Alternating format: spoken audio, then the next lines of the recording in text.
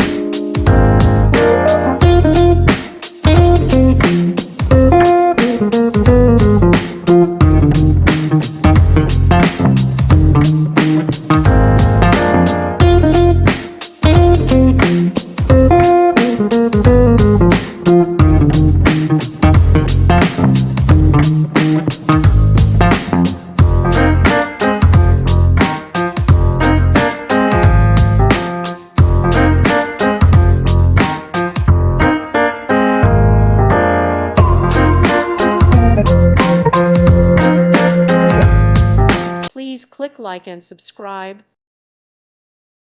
Thank you for watching, and God bless.